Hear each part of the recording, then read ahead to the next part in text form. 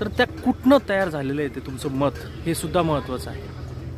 तुम्ही जेव्हा जमिनीवर राहता तेव्हा तुम्ही व्यवस्थेकडे कसं बघता, आणि जेव्हा तुम्ही ऑनलाईन असता 8-8, 10-10 जर घंटे तुम्ही रील कन्झ्युम करत असाल, तर तुम्हाला आपण जी म्हणतो ना एक फ्री विल किंवा एक लिबरल थिंकिंग, क्रिटिकल थिंकिंग, ही तुम्ही करताय का, त्याबद्दल विचार करणं गरजेचं आहे. म्हणजे तुम्ही एका अशा जगात वावरत आहात जिथे तुम्हाला असं वाटतंय की माझ्या एका क्लिकने जग बदलेल, महाराष्ट्र बदलेल, देश बदलेल, भारत बदलेल. पण तसं होतंय का?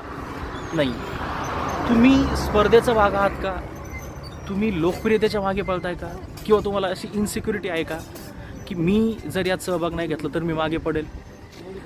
जर मला लोकांपेक्षा वेगळं दिसायचं असेल, 4 लोकांपेक्षा, माझ्या ग्रुपपेक्षा जर काही वेगळं दिसायचं असेल, तर मला या चळवळीत सहभाग घ्यावा लागेल.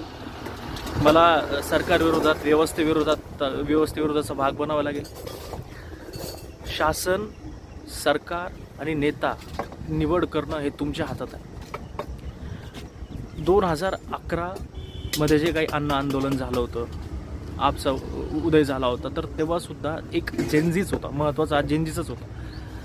आत्ता लोक जे पश्चाताप करते की आपल्याकडून चुकी झाली होती, तर ते एक भावनिक लाट होती, एक अशी लाट तयार झाली होती ज्यामध्ये तुम्ही तुमचा विवेक, विचार हे फक्त झुंडीच्या, आपण ज्याला म्हणतो ना की लोक करताय म्हणून मी करतोय, तर त्यात तुमचं जे विचार आहे, तुमचं जे सेल्फ क्रिटिकल थिंकिंग आहे, ते कुठंतरी त्या झुंडीच्या आत लपून जातं.